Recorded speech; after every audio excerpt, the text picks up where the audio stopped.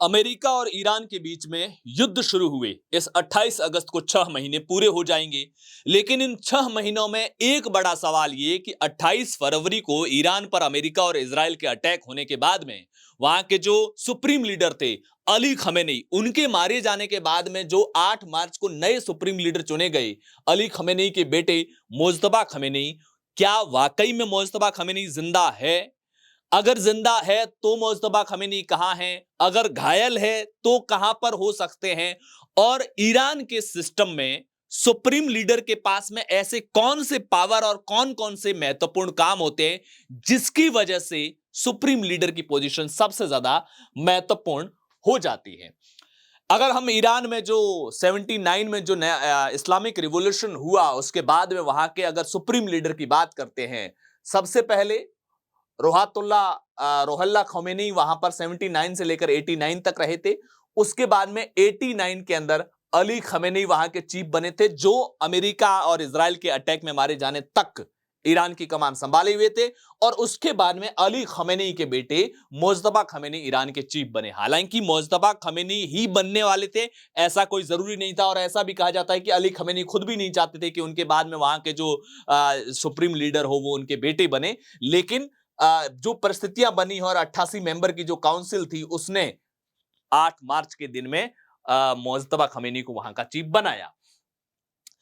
अपन Mojtaba Khamenei जिंदा है या नहीं है इस बात को समझने के पहले एक बात और समझते हैं कि वहां के सुप्रीम लीडर के पास में क्या क्या पावर होती है, सुप्रीम लीडर का पद इतना महत्वपूर्ण क्यों होता है। ईरान के अंदर अगर सेना का जो कमांडर इन चीफ होता है उसका चुनाव सुप्रीम लीडर करते हैं। आईआरजीसी के जो कमांडर होता है उसका चुनाव भी सुप्रीम लीडर करते हुए। जो परंपरागत सेना और आईआरजीसी ये दोनों अलग अलग रहती है और दोनों के कमांडर का चुनाव सुप्रीम लीडर करते हैं। इसके अलावा ईरान के अंदर एक गार्जियन काउंसिल होती है। गार्जियन काउंसिल के अंदर टोटल 12 मेंबर होते हैं।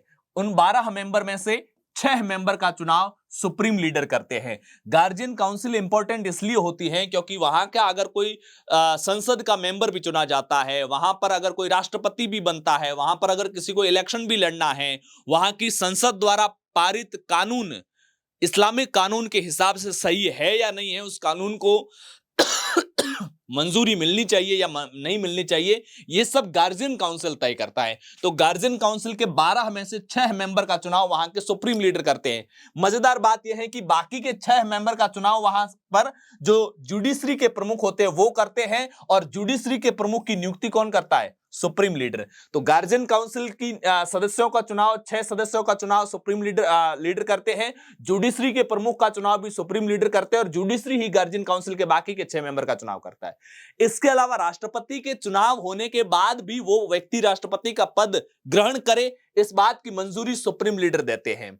वहां का जो ईरान का स्टेट मीडिया है उसके हेड की नियुक्ति भी वहां के सुप्रीम लीडर करते हैं। लेकिन मोज्तबा खमेनी को लेकर अगर मोज्तबा खमेनी जिंदा है तो फिर 3 स्थितियां बनती है। पहला ये कि वो बेहद गंभीर घायल अवस्था में हो सकते हैं, हो सकता है वो ईरान के अंदर नहीं हो, और हो सकता है वो ईरान के अंदर ही हो और पब्लिक के सामने आने का सही वक्त का इंतजार कर रहे हो। क्योंकि जिस देश में सुप्रीम लीडर का पद इतना पावरफुल हो और वहां पर लंबे समय से 6 महीने से उनका सुप्रीम लीडर अगर जनता के सामने न आए तो फिर जनता में कई तरह की स्थितियां अलग अलग बनती हैं जो उस राष्ट्र के हितों के लिए भला अच्छा नहीं होता है।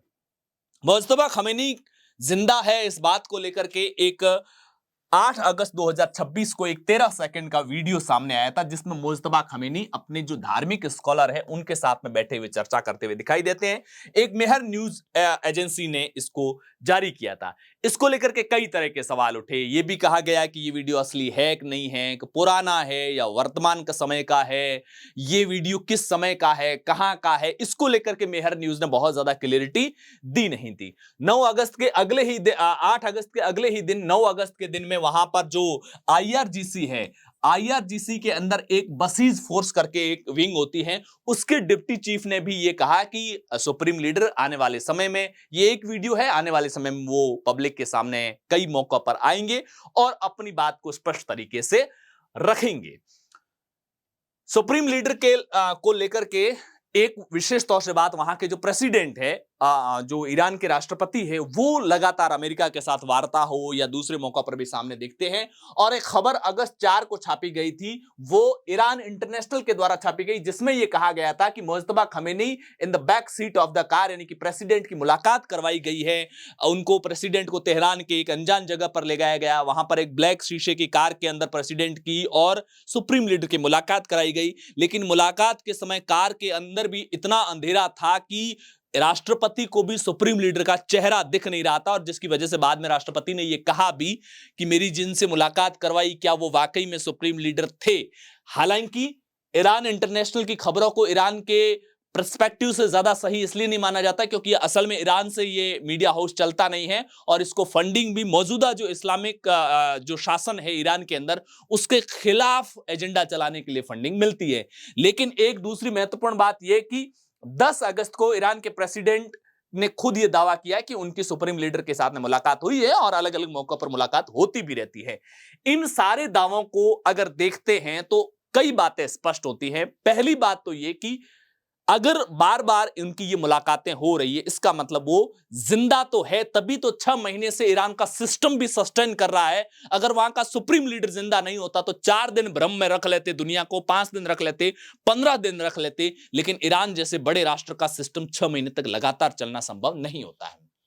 मुज्तबा खमेनी घायल हो, इसको लेकर के बहुत सारे दावे हैं। सबसे पहले द गार्जियन ने रिपोर्ट उस समय भी छापी थी कि उनके पिता की जब मौत हो गई थी उसके बाद में वो घायल है। अब घायल को लेकर के तमाम अलग अलग दावे मीडिया हाउसेज में कहे गए। जो अमेरिका के जो सेक्रेटरी ऑफ वॉर है पीट हेग्सेथ, उन्होंने भी ये दावा किया था और उन्होंने कहा था कि मुज्तबा खमेनी इंजर्ड है।